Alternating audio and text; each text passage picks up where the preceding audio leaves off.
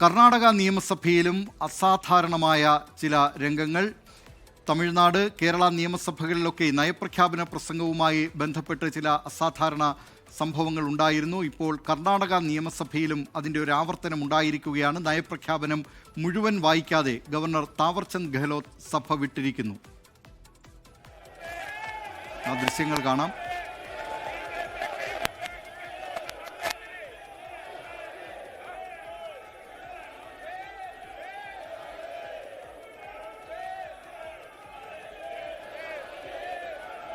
Governor Thawarchand Gehlot സഭ വിട്ടിറങ്ങുകയാണ്. Time വിളികളാണ് ഭരണപക്ഷത്ത് നിന്ന് ഉയരുന്നത്.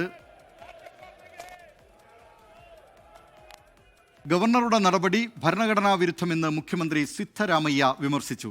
ഗവർണർക്കെതിരെ നിയമ നടപടി സ്വീകരിക്കുന്ന കാര്യം പരിശോധിച്ചു വരികയാണെന്നും മുഖ്യമന്ത്രി പറഞ്ഞു.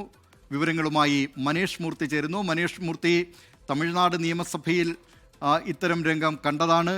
കേരള നിയമസഭയിൽ പക്ഷേ ഗവർണർ ഇറങ്ങിപ്പോയില്ലെങ്കിലും ചില വാക്കുകൾ ഗവർണർ വിട്ടുകളയുകയും പിന്നീട് മുഖ്യമന്ത്രി ആ പ്രസംഗം സഭയിൽ വായിക്കുകയും ചെയ്തിരുന്നു. ഇപ്പോൾ കർണാടക നിയമസഭയിലും ഗവർണർ അവിടെ നയപ്രഖ്യാപന പ്രസംഗവുമായി ബന്ധപ്പെട്ടുകൊണ്ട് നയപ്രഖ്യാപന പ്രസംഗത്തിൽ മുഴുവൻ വായിക്കാതെ ഗവർണർ താവർചന്ദ് ഗെഹ്ലോട്ട് സഭ വിട്ടിറങ്ങുന്നു. എന്തൊക്കെയാണ് വിവരങ്ങൾ?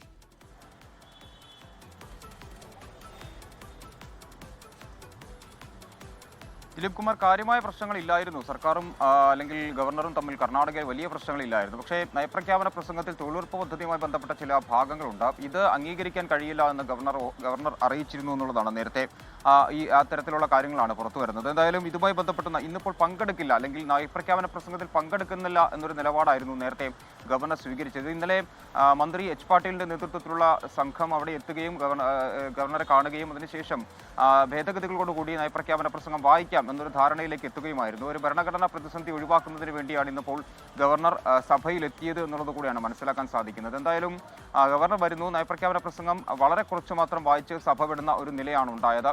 രൂക്ഷമായ പ്രതികരണമാണ് എന്തായാലും ഈ പറഞ്ഞ മുഖ്യമന്ത്രിയുടെ ഭാഗത്തു നിന്നും ഉണ്ടാകുന്നത്. മുഖ്യമന്ത്രി പറഞ്ഞത് നയപ്രഖ്യാപന പ്രസംഗം മുഴുവൻ വായിക്കാത്തത് ഭരണഘടനാ വിരുദ്ധമായ നടപടിയാണ് ഗവർണറുടെ ഭാഗത്തു നിന്നും ഉണ്ടായത്. ഗവർണർക്കെതിരെ നിയമ നടപടി സ്വീകരിക്കുന്ന കാര്യം ആലോചിച്ച് വരികയാണ്, അല്ലെങ്കിൽ അത്തരത്തിലുള്ള സാധ്യതകൾ പരിശോധിച്ച് വരികയാണ്. ഗവർണറുടെ ചുമതല അദ്ദേഹം നിറവേറ്റിയില്ല.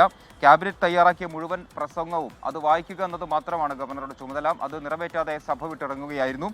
കേന്ദ്രത്തിന്റെ ഒരു പാവയെ പോലെ ഗവർണർ പ്രവർത്തിക്കുന്നു എന്ന അത്തരത്തിലുള്ള രൂക്ഷമായ വിമർശനങ്ങളാണ് എന്തായാലും ഈ പറഞ്ഞ രീതിയിൽ സിദ്ധരാമയ്യയുടെ ഭാഗത്തു നിന്നും ഉണ്ടായത്. എന്തായാലും മറ്റ് ദക്ഷിണേന്ത്യൻ സംസ്ഥാനങ്ങൾ, കേരളത്തിലും അതുപോലെ തന്നെ തമിഴ്നാട്ടിലുമൊക്കെ കണ്ടതുപോലെ തന്നെ സമാനമായ അസാധാരണമായിട്ടുള്ള നീക്കങ്ങളാണ് എന്തായാലും കർണാടക നിയമസഭയിലും ഇന്നുണ്ടായത്.